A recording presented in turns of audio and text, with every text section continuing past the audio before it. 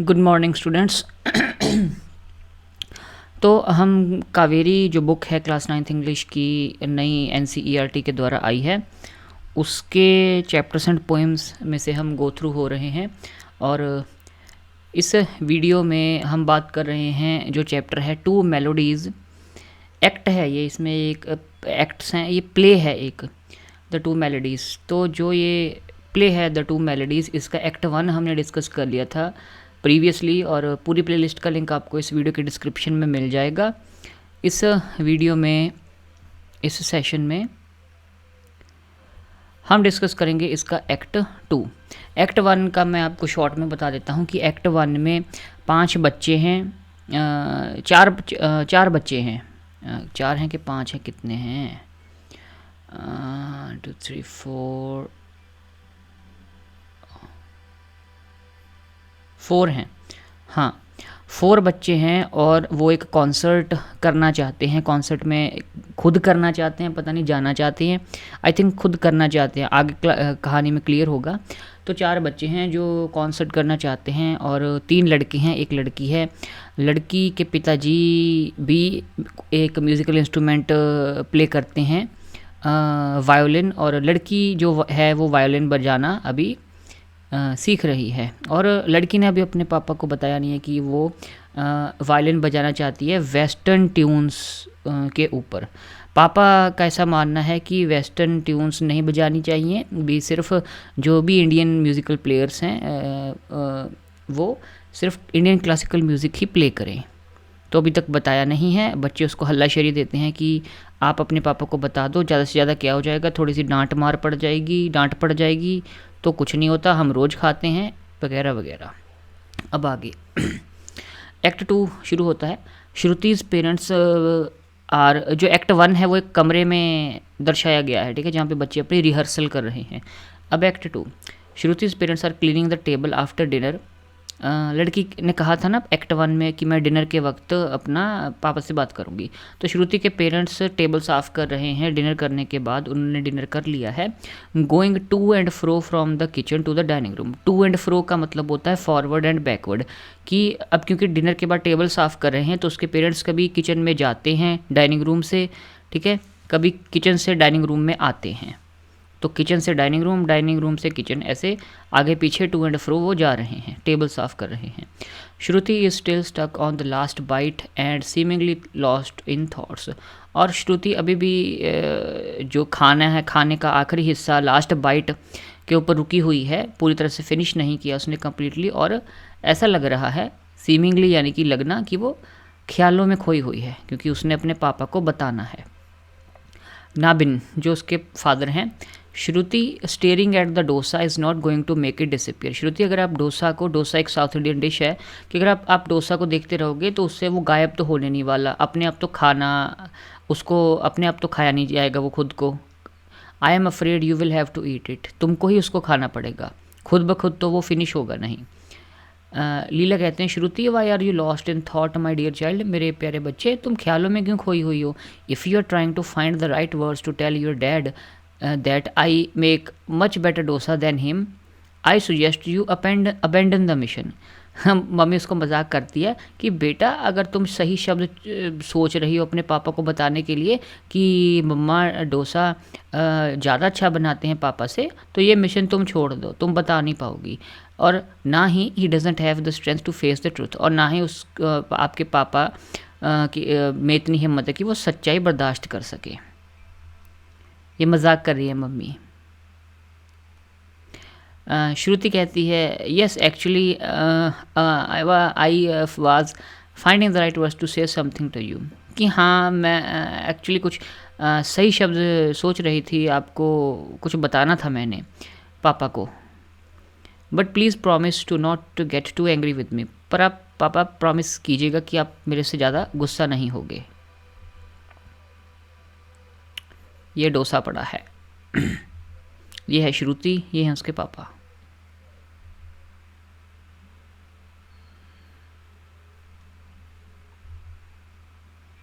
Nabin, suddenly serious, sits down opposite to Shruti in an upright formal manner.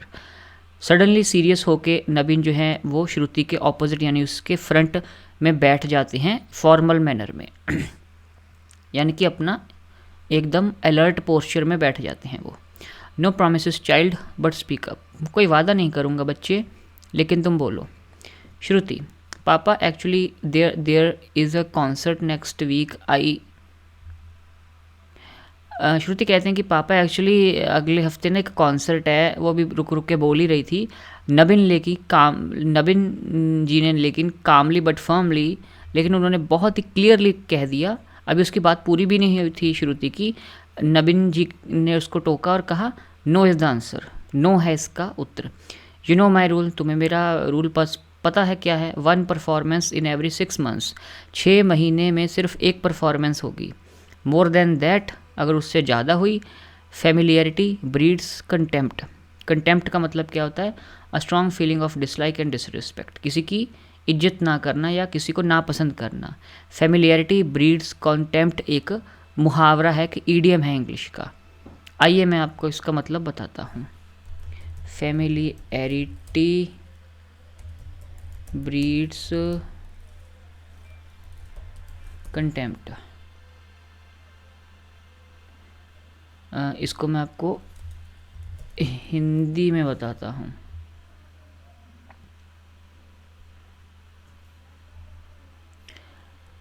ज़्यादा मेलजोल या परिचय से अनादर बढ़ता है। इसका मतलब यह है कि जब आप किसी व्यक्ति या स्थिति के बहुत करीब आ जाते हैं तो आप उनकी खामियों को ज़्यादा देखने लगते हैं, जिससे आप उनका सम्मान करना कम कर देते हैं। कि वैसे वो बात होगी ना कि जैसा अगर एक जगह आप बार बार जाओगे तो उस जगह में जो लोग हैं वो आपकी इज्जत करनी कम कर देंगे, क्योंकि वो आपसे अब जान पहचान उनकी बढ़ गई है। वर्क ऑन योर आर्ट, अपनी कला पे ध्यान दो, अपनी कला पे काम करो, एंड एवरीथिंग विल फॉलो, और बाकी सब चीज़ें अपने आप हो जाएंगी। And which concert is this anyway of which I haven't heard, और ये कॉन्सर्ट कौन सा है वैसे बताओ मुझे, मैंने उसके बारे में सुना क्यों नहीं। श्रुति कहते हैं it is a group performance पापा नेक्स्ट वीक। पापा ये अगले हफ्ते ना एक ग्रुप परफॉर्मेंस है, लोग मिलके कुछ पेश करेंगे।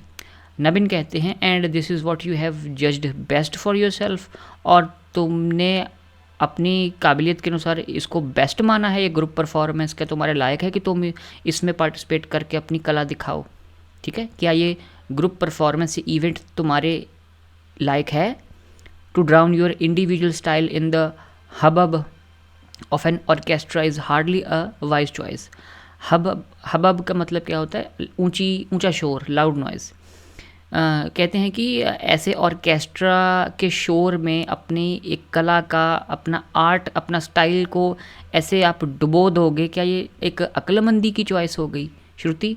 बिसाइड्स मतलब इसके अलावा what exactly is this concert, कि इसको छोड़ो भी, मुझे बताओ ये है क्या concert exactly. I don't know of any schedule next week, मुझे I don't know of any scheduled next week, कि मुझे तो कोई भी कॉन्सर्ट अगले हफ्ते शेड्यूल हुआ है इसके बारे में तो कुछ नहीं पता।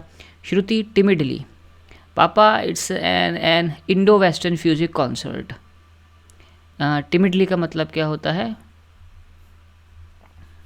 TIMIDLY। टिमिडली का मतलब होता है डरते डरते।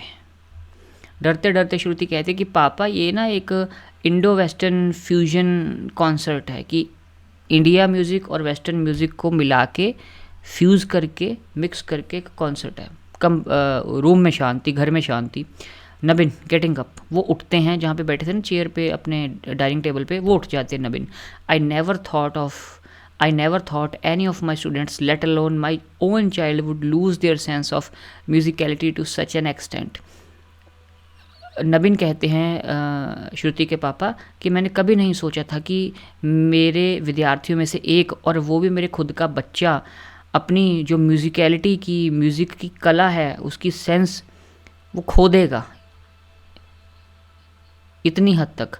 Since my views on fusion music have been iterated in this house on several occasions, I think there remains nothing for me to say now.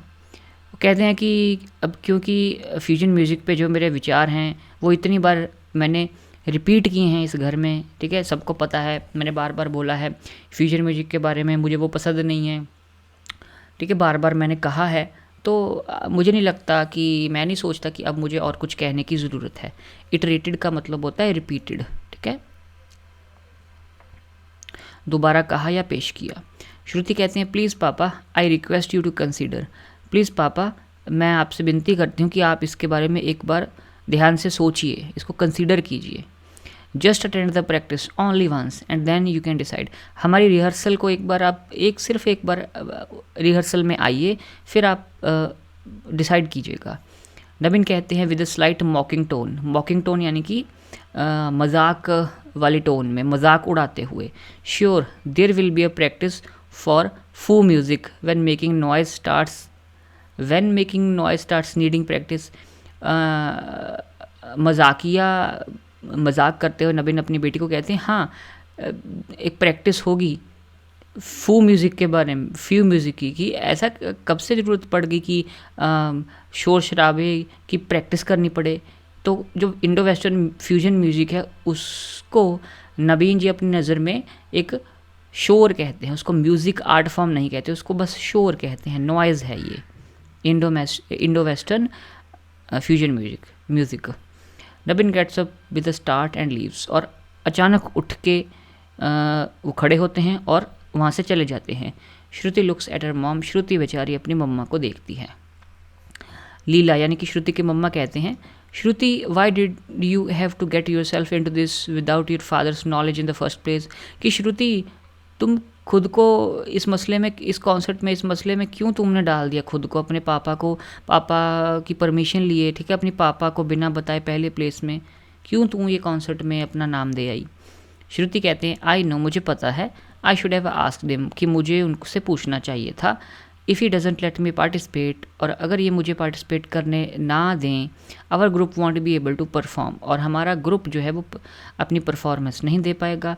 All our practice will go down the drain.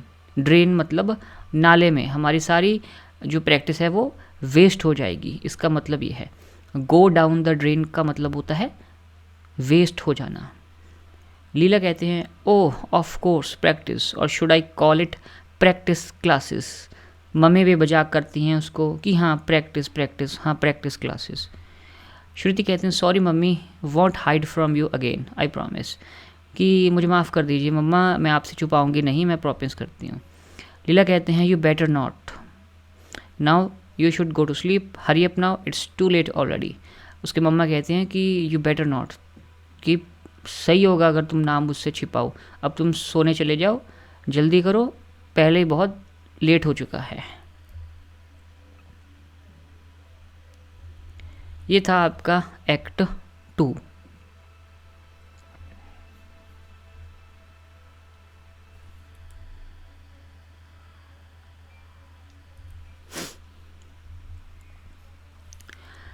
तो अब start होता है आपका act 3। तो act 3 हम इसमें discuss करें कि अलग वीडियो बनाएं।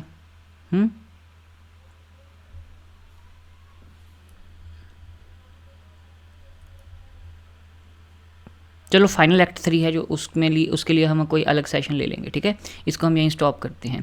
तो प्रीवियस वीडियोस की प्लेलिस्ट का लिंक इस वीडियो के डिस्क्रिप्शन बॉक्स में मैं दे दूंगा, और इस चैनल को आप सब्सक्राइब कर सकते हैं, वीडियोस को शेयर कर सकते हैं। Thank you very much.